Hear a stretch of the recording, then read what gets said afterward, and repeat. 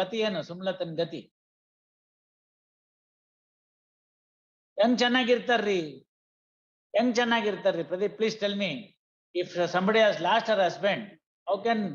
ನೋಡಿ, ಒಂದ್ ತಿಳ್ಕೊಂಬಿಡಿ, ಒಂದ್ ಮರ್ಡರ್ ಇಂದ ಬರೇ ಒಬ್ರು ಸತ್ತೋಗೋದು ಅಷ್ಟೇ ಆಗಲ್ಲ. ಅವಳು ಚಿಕ್ಕ ವಯಸ್ಸಲ್ಲಿ ಇರ್ತಾಳೆ, ಪೋಲಿ ಪಟಾಲಂ ಎಲ್ಲ ಬಂದು ಅವಳ ಮೇಲೆ ಕಣ್ಣಾಕ್ತವೆ, ಮಕ್ಳಿಗೆ ಊಟಕ್ಕಿಲ್ಲ, ಸಮಾಜದಲ್ಲಿ ರಕ್ಷಣೆ ಇಲ್ಲ. ಯಾರ್ ಜವಾಬ್ದಾರಿ ರೀ? 302 ಇದೆ ಅಂತ ನಾನು ನಿಮ್ಗೆ ಅಬ್ಜೆಕ್ಷನ್ ಹಾಕಿ ಅಂತ ಹೇಳಿದ್ದು. ನೀವು ಹಾಕ್ಲಿಲ್ಲ ಅಂದ್ರೆ ನಾನು ಹಂಗೆ ಬರಿತೀನಿ. ಅಲ್ಲ ರೀ, ನಿಮ್ಗೆ ಓದ್ಸತಿ ಹೇಳಿದ್ರೆ ಅರ್ಥ ಆಗಲ್ವಾ ಅಂತ. ಮತ್ ನೀವು ಬರಲಿಲ್ಲ ಅಂದ್ರೆ ನಾನು ಅದನ್ನೇ ಬರೆಯೋದ್ ಬಿಟ್ಟು ಹಾಕ್ಬೇಕು ಅಂತ ಮಾಡ್ತಾ ಇದೀನಿ ಈಗ. ಅದಕ್ಕೆ ಕೊಟ್ಟಿದ್ದು ಅವತ್ತಿಂದ ಇವತ್ತಿನವರೆಗೂ 13ರಿಂದ 17 ಕೊಟ್ಟಿದ್ದೆ ಅದೇ ಕಾರಣಕ್ಕೋಸ್ಕರ. What is this? ಸುಮ್ನೆ ಇದನ್ನೇ ಮಾಡ್ಕೊಂಡು ಕೂತು ನಾನು ಒಂದ್ರಲ್ಲಿ ಬರಿಬೇಕು ಅಂತ ಮಾಡಿದ್ದೆ, ಅದನ್ನ ಇದ್ರಲ್ಲಿ ಬರ್ದ್ ಬಿಡ್ತೀನಿ ಅಷ್ಟೇನೆ. ಅವರು ಸರಿಯಾಗಿ ಬರೀಲಿಲ್ಲ ಅಂದ್ರೆ ನಾವು ಸರಿಯಾಗಿ ಬರಿಬೇಡ್ವಾ? ನೀವು ಸರಿಯಾಗಿರೋ ಅಬ್ಜೆಕ್ಷನ್ ಹಾಕಿದ್ರೆ ನಾವು ನೋಡಿ ಬರಿತೀವಿ.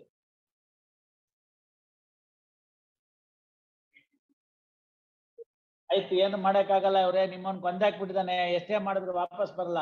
ಟ್ರಯಲ್ ಎಕ್ಸ್ಪಿಡೇಟ್ ಮಾಡೋಣ. A2 ಮೇಲೆ ರೋಲ್ ಇಲ್ವಲ್ಲ, ನಿಮ್ಮ ಮೇಲೆ ತಾನೇ ರೋಲ್ ಇರೋದು. No, I have seen if you want an order, I'll pass orders.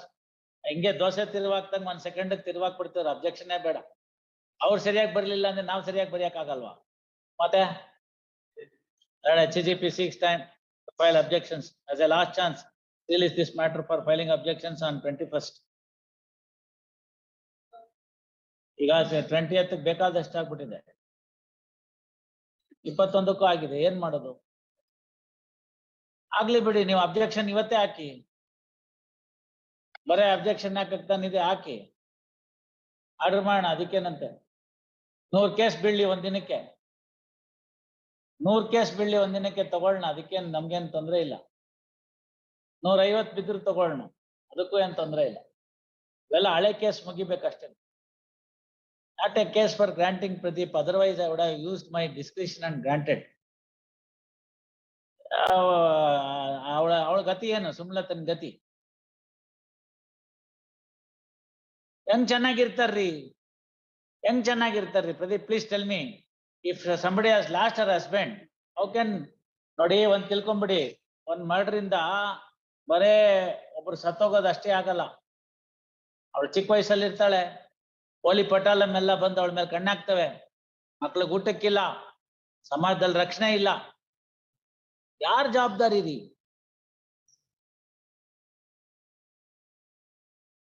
ಅದ್ರ ಆಫ್ಟರ್ ಎಫೆಕ್ಟ್ಸ್ ಇದೆಯಲ್ಲ, ಅದನ್ನು ಕೋರ್ಟ್ನವ್ರ ಗಮನಕ್ಕೆ ತೆಗೆದುಕೋಬೇಕಾಗತ್ತೆ.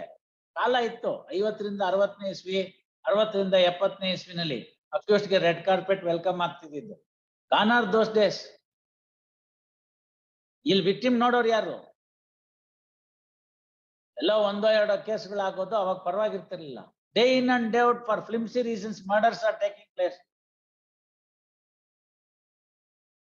ಯು ಮಸ್ಟ್ ಸಿ ಅಲ್ವಾ? No, even in the division bench, when we were myself and Honorable Justice Veerappa were sitting for that, Hanumantrayar matter ಒಂದು ಬಂದಿತ್ತು.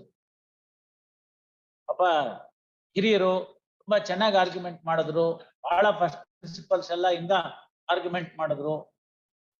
Prosecution ಕೇಸಲ್ಲಿ ಇರಬಹುದಾದಂತ ಎಲ್ಲ ಹುಳುಕುಗಳನ್ನ ಚೆನ್ನಾಗಿ ತೋರಿಸಿದ್ರು. ನಾವು we have to reappreciate the entire issue. ಗುರುಗಳು ಕೇಳಿದ್ರು, ಈಗ ಅವ್ರು ಇದಾರೆ ಸೀನಿಯರ್, ತುಂಬಾ ಹೊತ್ತು ಆರ್ಗ್ಯುಮೆಂಟ್ ಮಾಡ್ತಾರೆ ಅಂತ. ಹೌದು ಮಾಡ್ತಾರೆ, ನಾವು 1-2 ಪ್ರಶ್ನೆ ಕೇಳಿದ್ರೆ ಸ್ವಲ್ಪ ಕಡಿಮೆ ಆಗುತ್ತೆ ಅಂತ. ಆಮೇಲೆ ಗುರುಗಳಿಗೆ ಹೇಳಿದೆ ನಾನು, ಹಿಂಗೆ ಇದ್ ಮಾಡಿ, ಹಿರಿಯರು ಅಂತೀರಿ, ನಾನ್ ಕೇಳೋದು ಚೆನ್ನಾಗಿರಲ್ಲ, ಜೂನಿಯರ್ ಮೆಂಬರ್ ತಾವು ಕೇಳಿ 1:15 ಹೋಗ್ವಾಗ. ಆಲ್ ರೈಟ್, ಅದಕ್ಕೆ ಅವ್ರೇನಾದ್ರು ಉತ್ತರ ಕೊಟ್ರೆ ಹೌ ಟು ಮ್ಯಾನೇಜ್ ಅಂತ, ಸಮರ್ಪಕವಾದ ಉತ್ತರ ಕೊಟ್ಬಿಟ್ರೆ ಹೌ ಟು ಮ್ಯಾನೇಜ್ ಅಂತ. ಅದಕ್ಕೆ ನಾನು ಇದೀನಲ್ಲ ಅಂತ.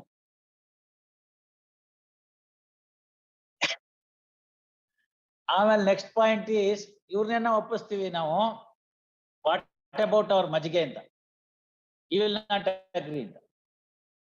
ಅದಕ್ಕೂ ನಾನು ಇದೀನಲ್ಲ ಅಂತ. ಅದು ಎರಡು ಕಾಂಬಿನೇಷನ್ ಬೆಂಚ್ ನಲ್ಲಿ ದಾಟಿ 3ನೇ ಕಾಂಬಿನೇಷನ್ ನನ್ನ ಹತ್ರಕ್ಕೆ ಬಂದಿತ್ತು. ಆಯ್ತು, ಅದನ್ನೇ ಹೇಳ್ತಾ ಇರೋದು. 2 ಕಾಂಬಿನೇಷನ್ ದಾಟಿ 3ನೇ ಕಾಂಬಿನೇಷನ್ ಬಂದಿತ್ತು. ನಿನ್ನೆ ಕೂಡ ಜ್ಞಾಪಿಸ್ಕೊಂಡ್ರು ವೀರಪ್ಪನವ್ರು. ಆಮೇಲೆ ಏನಾಯ್ತು, ಅದನ್ನೆಲ್ಲ ಮಾಡ್ಕೊಂಡಾದ್ಮೇಲೆ ಕೇಳಿದ್ವಿ ನಾವು, ನಿಮ್ ಡಿಫೆನ್ಸ್ ಏನು ಅಂತ ಕೇಳ್ಬಿಡಿ ಅಂತ ಹೇಳಿದ್ದೆ. ಗುರುಗಳು ಕೇಳಿದ್ರು, ನಿಮ್ ಡಿಫೆನ್ಸ್ ಏನು ಹನುಮಂತರಾಯರೇ? ಚಂದ್ರಶೇಖರ್ ಇರ್ತಾನೆ, ಅವ್ನು ಹೇಳ್ದ ಟಿವಿಲಿ, ಡಿಫೆನ್ಸ್ ಏನು ಅಂತ ಕೇಳ್ತಾ ಇದ್ದಾರೆ. ನಾವು ಹನುಮಂತರಾಯರು ಸ್ವಲ್ಪ ಕಿವಿ ಕೇಳಿಸೋದಿಲ್ಲ, ಗಟ್ಟಿಯಾಗಿ ಹೇಳ್ಬೇಕು, ಒಂದ್ ಅಂದಾಜ್ ಮೇಲೆ ತಿಳ್ಕೊತಾರೆ. ಇವಳು ಆ ಹುಡುಗಿನೂ ಮತ್ತೆ ಚಂದ್ರಶೇಖರ್ ಇಬ್ರು ಸೇರ್ಕೊಂಡು ಹೇಳಿದ್ರು. ನಾನೇ ಹೇಳ್ದೆ, ಚಂದ್ರಶೇಖರ್ ನೀವು ಎಲ್ಲ ಕೂತ್ಕೊಂಡು ಇವೆಲ್ಲ ಅಸಿಸ್ಟ್ ಮಾಡ್ಬೇಕು ಸೀನಿಯರ್ಗೆ. ಆಮೇಲೆ ಅವ್ರು ಹೇಳಿದ್ರು, ಸ್ವಾಮಿ ನಾನು ಮೊದಲು ಕೇಸ್ ನಡೆಸಲಿಲ್ಲ. I went to Chikkaballapur at the fag end. Some admissions are there which I cannot go out of it and it can't be done. ಅಷ್ಟೇ ನಮಗೂ ಬೇಕಾಗಿದೆ, ಆಯ್ತಲ್ಲ. So homicidal death accused responsibility ಬಂತು. Could it be termed as a murder or not was the only issue. ಆಯ್ತಲ್ಲ. ಅವ್ರು 304 part 1 ತನ್ನಿ ಅಂತ, part 2 ತಂದ್ಬಿಡಿ ಅಂತ. ನಾನು ಆಗಲ್ಲ ಅಂದೆ. ಪಾರ್ಟ್ 1 ಆಯ್ತು. ಇವಾಗ ಇವ್ರನ್ನ ಒಪ್ಪಿಸ್ಬೇಕಲ್ಲ, 304 ಪಾರ್ಟ್ 1 ಎಲ್ಲ ಮಾಡಕ್ಕಾಗಲ್ಲ, ಅದು ಇದು ಅಂತ. ಅಜ್ಗೆ ಅವರು ಚೆನ್ನಾಗಿ ಆರ್ಗ್ಯುಮೆಂಟ್ ಮಾಡ್ತಾರೆ. Of all said and done, seasoned man, ಸ್ವಲ್ಪ ಸಾಧ್ಯಕ್ಕೆ ಬಿಟ್ಕೊಡಲ್ಲ.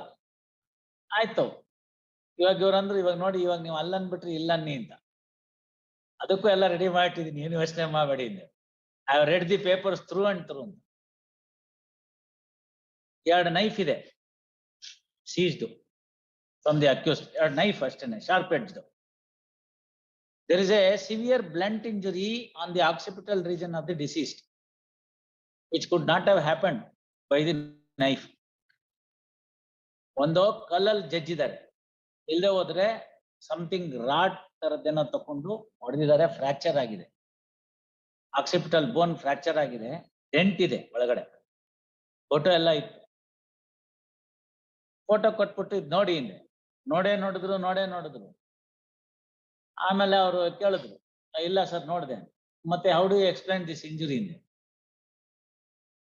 ಇರೋದು ಅಕ್ಯೂಸ್ಡ್, 2 ನೈಫ್ ಸೀಸ್ ಆಗಿರೋದು, how do you explain this injury ಇಂದೆ? If you don't explain properly we will acquit ಅಂದೆ. ಪಾರ್ಟ್ 1 ಆಯ್ತು. ಪಾರ್ಟ್ 1 ಆದಾಗ ಅಲ್ಲಿಗೆ ನಿಲ್ಲಿಲ್ಲ. We wanted to compensate that lady. Victim compensation scheme ಅಲ್ಲಿ ಕೊಡಬೇಕಾಗಿ ಬಂತು 357 ಅಲ್ಲಿ. This is the issue that I have raised that in that judgment. Compilation ಎಲ್ಲ ಮಾಡಿ detail ಆಗಿ ಮಾಡಿ ಅದ್ರಲ್ಲಿ ಮಾಡಿದ್ದೀವಿ. ಒಬ್ಬ ವ್ಯಕ್ತಿ ಸಾಯೋದ್ರಿಂದ ಆಗ್ತಕ್ಕಂತ ಕಾನ್ಸಿಕ್ವೆನ್ಸಸ್ ಏನೇನು ಅಂತ ಕೋರ್ಟ್ನವ್ರು ನೋಡ್ಬೇಕಾಗತ್ತೆ. That consequences is available from the date of the incident. Subsequently ಬೇಡ. ಹಾಗಾಗಿನೇ ಸ್ಕೀಮ್ ಒಳಗಡೆಗೆ ಇಂಟ್ರೀಮ್ ಕಾಂಪೆನ್ಸೇಷನ್ ಕೊಡು ಅಂತ ಹೇಳ್ತಾರೆ. ಯಾವ ಸೆಷನ್ಸ್ ಕೋರ್ಟ್ ಅಲ್ಲಿ ಕೊಡ್ತಾ ಇದ್ದಾರೆ, ಯಾವ ಪಿಪಿ ಕೇಳ್ತಾ ಇದ್ದಾರೆ, ಯಾವ ಐವೋ ಕೊಡ್ಸಿದ್ದಾರೆ, ಇನ್ನೂ ಅವ್ರ ಮನೆಯಿಂದನೇ ಕಿತ್ತು ತಿನ್ನಕ್ಕಾಗುತ್ತಾ ಅಂತ ನೋಡ್ತಾರೆ. ಬೆಂದ್ ಮನ್ಲಿ ಗಳ ಇರಿದ್ರು ಅಂತ ಗಾದೆ. ಅವರೇ ಅವ್ರ ದುಃಖದಲ್ಲಿ ಇರ್ತಾರೆ. ಯೋಚನೆ ಮಾಡಿ, ಒಂದ್ ಬಾಡಿಗೆ ಮನೇಲಿ ಇತ್ತು ಅಂತಂದ್ರೆ ಆ ಓನರು ಇವ್ರ ಅಪ್ಪನ ವಯಸ್ಸಿರ್ತಾರೆ, ಅವನ್ ಬರ್ತಾನೆ, ಏನು ಎದುರು ಬೇಡಮ್ಮ ನಾನಿದ್ದೀನಿ ಅಂತ. ಮೊದಲನೇ ದಿನ ವರಾಂಡ, 2ನೇ ದಿನ ಬೆಡ್ರೂಮು. ಏನ್ ಮಾಡ್ಬೇಕು ಅವಳು? ಶಾಲೆಯಿಂದ ಮಕ್ಕಳನ್ನ ಬಿಡಿಸ್ತಾರೆ, ಫೀಸ್ ಕಟ್ಲಿಲ್ಲ ಅಂತ. ಏನ್ ಮಾಡ್ಬೇಕು ಅವಳು? ಎಲ್ಲೋಗ್ಬೇಕು? ತವ್ರ ಮನೆ ಕಡೆಗೆ ಹೋಗೋಣ ಅಂತಂದ್ರೆ ಅವ್ರ ಕಡಬಡತನ, ನೀನ್ ಗಂಡನ್ ತಿನ್ಕೊಂಡವಳು ಅಂತ ಅವಳಿಗೆ ಪಟ್ಟ ಕಟ್ಬಿಡ್ತಾರೆ. ಏನೇನ್ ಮಾಡ್ತೀರಾ ಹೇಳಿ? ಸೊ ಸಮಾಜ ಸುಲಭಕ್ಕಾಗಲ್ಲ. ನಾವೊಂದೊಬ್ಬನಿಗೆ ಬೇಲ್ ಕೊಡುವಂತ ಸಂದರ್ಭ ಬಂದಾಗ ಇವುಗಳನ್ನು ಕೂಡ ಹಿನ್ನೆಲೆನಲ್ಲಿ ಇಟ್ಕೋಬೇಕಾಗತ್ತೆ. ಮುನ್ನೆಲೆ ತರದಿದ್ರು ಕೂಡ the background it should be there.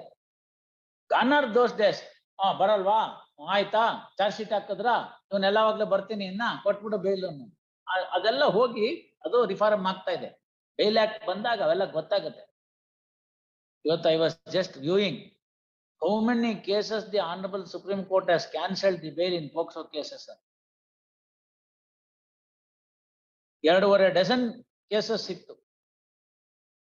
Of course ನಾವು ರಿಜೆಕ್ಷನ್ ಮಾಡಿದೀನಿ, ಅದಕ್ಕೆ ಸಂಬಂಧಪಟ್ಟಾಗ ಏನೋ ರಿಸರ್ಚ್ ಮಾಡ್ತಾ ಇದ್ದೆ. ಹೆಗ್ಡಿ ಅವ್ರದ್ದೊಂದು ಓಪನ್ ಕೋರ್ಟ್ ಡಿಕ್ಟೇಷನ್ ಮಾಡಿದ್ವಿ mister.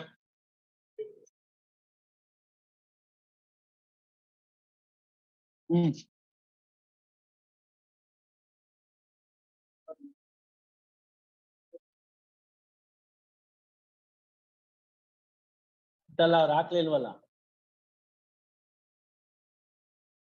What is this, mister? You have not filed objections today also. ಯಾಕೆ ಕೊಡ್ಬೇಕ್ರಿ? ಇದೇ ಆಗೋದ್ರೆ ಏನ್ರಿ ಅರ್ಥ?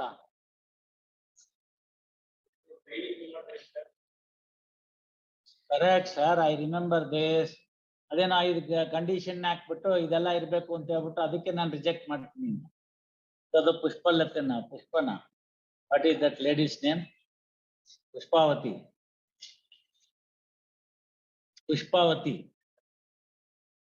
ಏನ್ ಈ ತರ ಎಲ್ಲ ಆರ್ಡರ್ ಬರೋದ್ರಿ ಏನ್ರಿ ಇದು? ಬರ್ಕೊಳ್ಳಿ.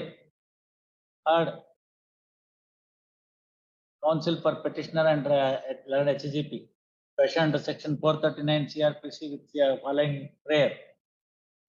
Brief facts of the case are as under.